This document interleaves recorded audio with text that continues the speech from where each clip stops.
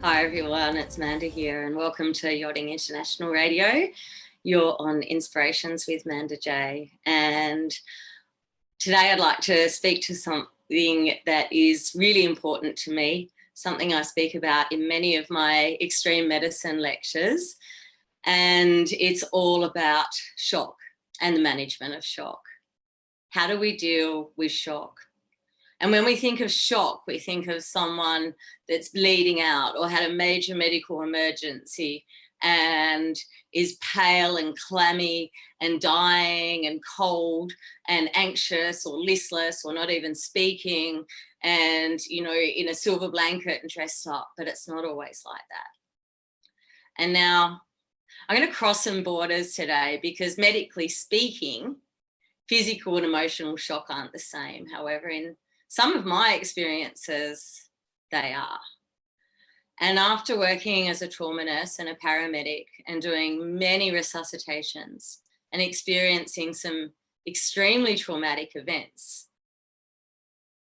I've definitely experienced delayed emotional shock because I wasn't the person hurt or injured.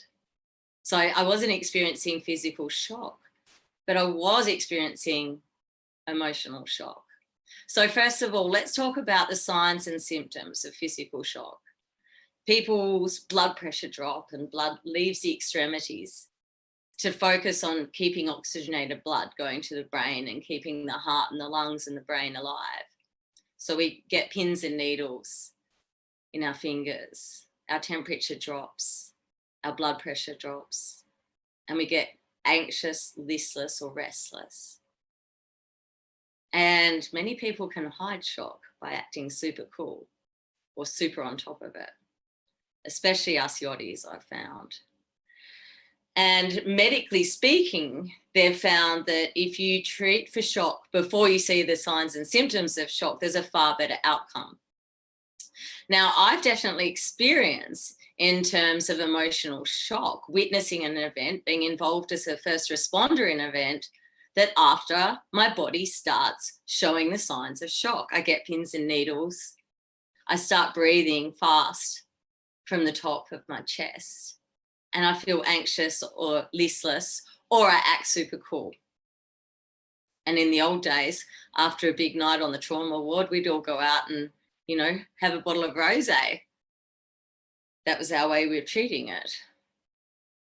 So what we found in emergency medicine is that if we treat the practitioners that have been involved, for example, in a resuscitation for shock after that event, i.e. we take them into the tea room and we give them a blanket and put their feet up and give them a rest and make them a really sweet cup of tea, even Coca-Cola, but we don't normally have that budget in the places I work. So, you know, sometimes a cup of tea with literally 10 sugars to re-energize. And the body needs that warmth and needs that sweetness. But the most important thing is the reassurance. So our support team are telling us that we did great out there, that we were amazing and we did all we could do. And they reminded us of that gently. And since we've started practicing this in emergency medicine, we've got less stress, less post-traumatic stress, and a stronger team. So today I'm speaking to you leaders, to the team leaders, to the captains, the officers, the stewardesses, the engineers, those in charge that may need to coordinate an emergency. And as I said, an emergency does not have to be one of these major events that we see all over the news. It could just be something small. It could be even as small as falling out of a tender or getting a bit of a shock when you're out swimming. I mean, how many people forget that the boat moves on anchor? So the guest jumps off or you jump off the boat and it swings around and there's a bit of current and suddenly you're really a long way from a boat. That can be actually even quite traumatic. So I want you to imagine this. I'm just going to share my screen with you. Imagine you're in this situation.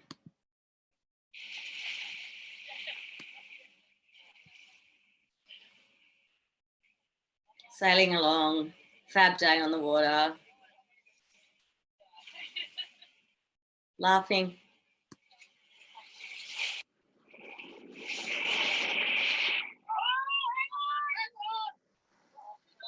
There's a man overboard.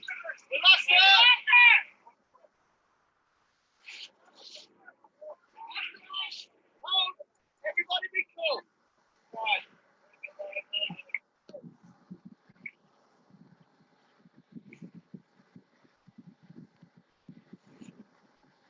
I'd just like to add, there's one of the world's greatest bowmans right there.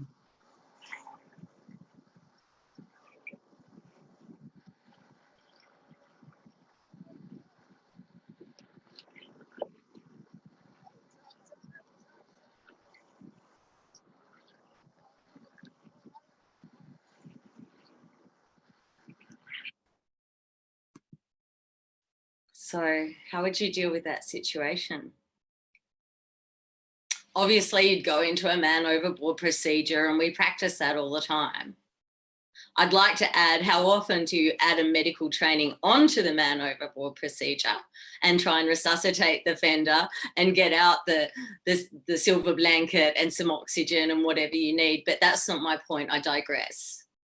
How would you as a team manage that situation? Because I've been involved in a couple of man overboards. I've been racing, and especially doing a lot of amateur racing for 35 years. And there's been a few man overboards that, in hindsight, now I have this knowledge, I don't think we dealt with it in the best way we could. Because often when that person comes back on board, they're probably in shock, but they're acting hyperactive and saying, I'm fine, don't worry, let's get on with it. And they don't want to fuss. They don't want to be made a scene of. And I've witnessed that many times. And I remember once, it was nearly comical. We rescued someone that had gone overboard. And they were in the water for 12 minutes as the squall came in. We actually lost sight of them. And when they came back on board, they jumped up the Jason's cradle like a scramble, like you've never seen before, and bounced around the boat, telling everyone they were fine. And I was chasing them with the silver blanket and the oxygen, trying to manage this person medically. And they insisted they were okay. And so I let it go. And I regret that, because I found that person a while later in tears. It was about 24, 48 hours later. And their life had flashed before their eyes. And the totality of the event had only just hit them after all the fuss died down. And so I believe that in these situations, we always treat someone for shock that has been involved in the incident, whether they like it or not, with a lot of reassurance. Don't make it patronizing, make it cool. And we treat each other for shock as well, because everyone that watched that person go overboard just then, they're also going to be rattled, whether they tell you or not. It makes it very close to home. Some of us have children or parents or family or responsibilities or companies where people are depending on us to keep their pay coming in. And if we go overboard and we die, what do we leave behind? And many of our loved ones have died by going overboard, and I'd like to acknowledge all of them right now. So we need a debrief. There is so much power in a debrief. And there is a lot to be said about briefs and debriefs. And there's scientific evidence to show the recovery and the speed of a recovery when there has been a brief and a debrief and reassurance provided. And this is what I think we need to bring into the new model of marine medicine. It's because in the old days, we're all really cool and no one talked about their emotions. And it's important. I mean, the military do it.